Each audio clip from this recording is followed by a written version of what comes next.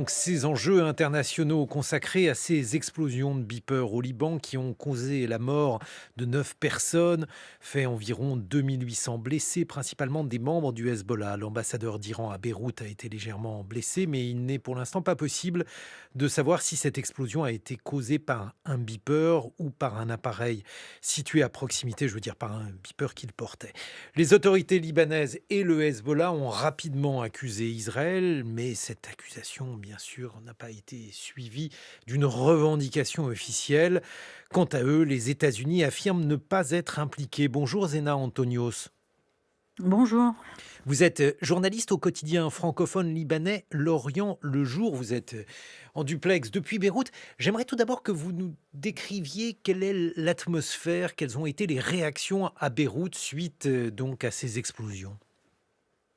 C'était une atmosphère, complètement surréaliste, hier après-midi et bah, déjà, enfin, c'est une opération, inédite de l'avis de tous les experts. Il n'y a jamais eu, un tel piratage d'une telle ampleur avec une telle méthode donc je pense qu'on a assisté hier à une opération, qui était sans doute menée pour la première fois à un niveau aussi large. Hier soir, c'était vraiment le chaos à Beyrouth. On a plus de 2 800 blessés qui ont débarqué tous en même temps dans les hôpitaux. Donc, les hôpitaux du Liban Sud étaient saturés, ceux de Beyrouth aussi. Les blessés étaient en train d'être envoyés, à d'autres endroits.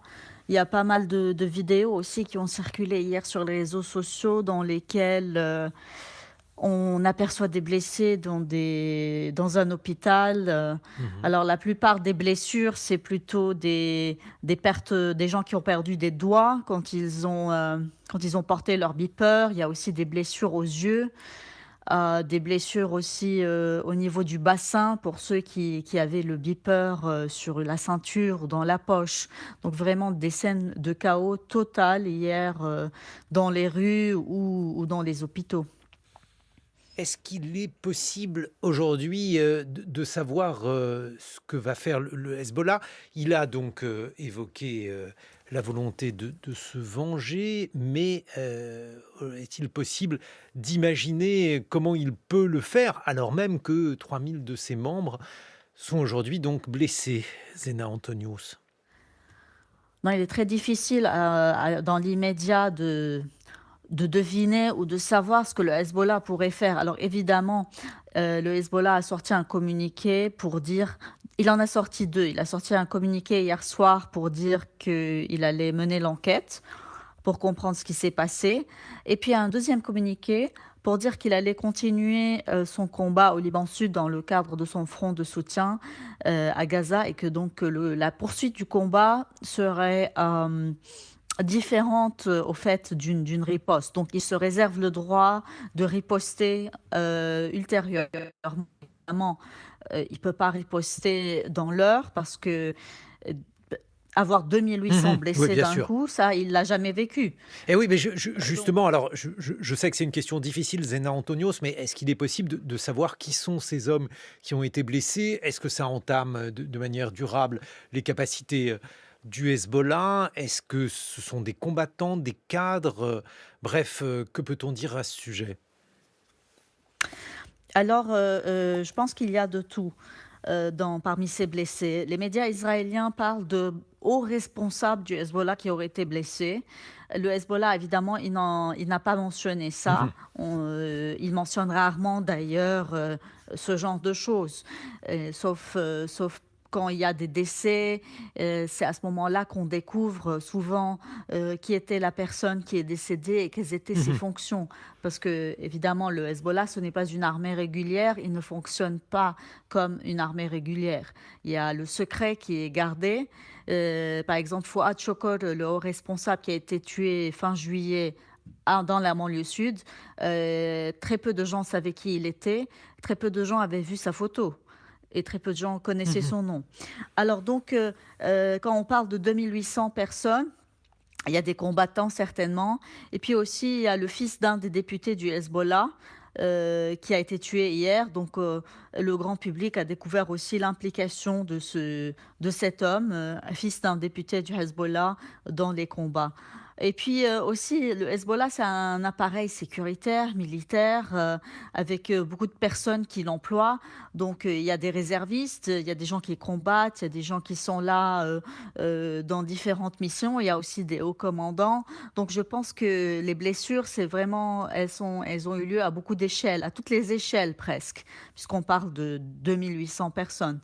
Oui, ce qui est un chiffre, effectivement énorme. Toujours parmi les questions difficiles, Zena Antonios, quel est, selon vous, le sentiment qui prévaut dans la rue libanaise, si j'ose m'exprimer ainsi? Est-ce que c'est de la colère? Est-ce qu'on considère que, ce sont 2 armées qui se battent? Bref, quels sont les sentiments?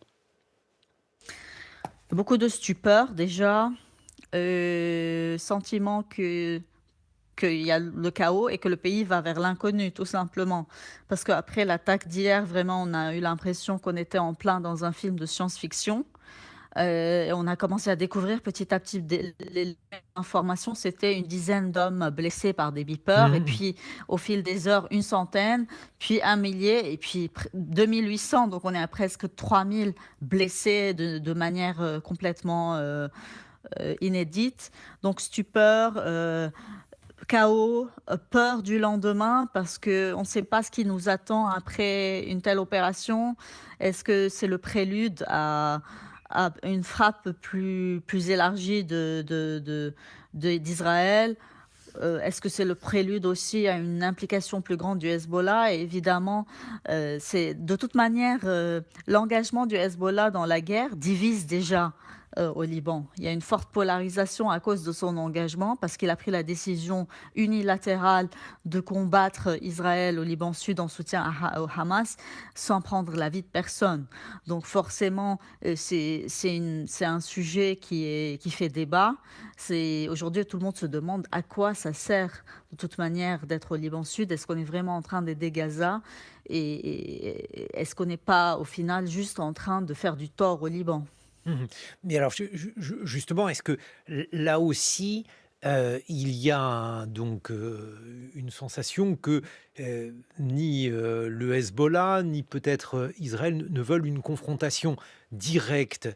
En tout cas jusqu'à hier, c'était ce que l'on pensait, qu'il y avait donc à la fois des affrontements, mais que ces affrontements étaient un peu à fleur et mouchés. Qu'est-ce que vous en pensez? Est-ce que on assiste à une nouvelle étape? Est-ce que, il y a toujours cette même volonté, pour le Hezbollah de ne pas rentrer dans une guerre chaude parce que, disons que ce mouvement n'a pas véritablement intérêt à, une escalade, jusqu'ici? Alors évidemment que le Hezbollah n'a pas intérêt à une escalade pareille, surtout après hier. Comme je le disais, avoir 2 800 blessés d'un coup, avec beaucoup d'entre eux aussi qui ont dû être filmés entre-temps. Le secret a été levé sur l'identité de certains. Le Hezbollah demandait hier soir, aux gens de ne pas diffuser de photos de blessés, de ne pas filmer, mais le mal était déjà fait de Mmh. toute Bien manière. sûr. Donc, et le Hezbollah, il est aujourd'hui, il est conscient qu'il y a d'énormes brèches sécuritaires, dans son organisation, et c'est ce qui a permis enfin, ce qui s'est passé hier, c'est ce qui a permis la frappe, à la banlieue sud, fin juillet. Donc lui, je pense qu'il veut éviter cette guerre chaude. Mais évidemment, si Israël déclenche la guerre, il n'aura d'autre choix que de répondre. Parce qu'il est déjà engagé en plein dedans, il l'a toujours dit. C'est Israël, enfin, c'est Israël qui déterminera par ses actions ce que lui fera. Donc il ne veut pas porter la responsabilité directe d'une guerre Mmh. élargie. Il va attendre de voir ce qu'Israël va faire. Alors pour l'instant, c'est vraiment pas clair. Est-ce qu'Israël va aller encore plus loin? Toutes les options sont ouvertes. Surtout qu'hier, clairement, il est allé beaucoup plus loin que d'habitude. Ouais, ça donne aussi, comme vous le sous-entendez, une idée de la taille de l'appareil du Hezbollah. Si là, on a affaire, seulement au cadre, par exemple, cela permet de mesurer son importance au Liban. Oui, effectivement. Alors, les 2 800 personnes, ce ne sont certainement pas tous des cadres. Comme je le disais, il doit y avoir des blessés de tous les rangs. Que ce soit ceux qui font les tâches les plus ingrates, disons, à Mmh. ceux qui sont cadres ou intermédiaires, etc. Parce que même dans les photos, on a vu des hommes de tous les âges. Il y en avait qui étaient plus âgés que d'autres. Et d'habitude, les plus âgés sont en train d'occuper des fonctions de cadre dans le Hezbollah. Et puis, oui, c'est vrai que là, ça a mis le Hezbollah à nu. On a découvert tout d'un coup qu'il y avait près de 3 000 hommes comme ça sur le terrain, que ce soit dans la banlieue sud de Beyrouth, au Liban Sud ou dans la Bekaa. Ça, c'est les 3 grands fiefs du Hezbollah. Donc on découvre à quel point ils sont partout. Ils sont vraiment partout. Hier, on a vu des Eh oui. vidéos où il y avait, des hommes en train de faire leurs courses, tout simplement. Un homme en train de payer à la caisse d'un supermarché avec son beeper qui détonne, un autre en train d'acheter des légumes. Donc, c'est vraiment, Ce sont des l'appareil du Hezbollah, il est là. découvertes. Oui, pardon. Merci 1000 fois Zena Antonios. Je rappelle que vous êtes journaliste au quotidien francophone libanais L'Orient le Jour.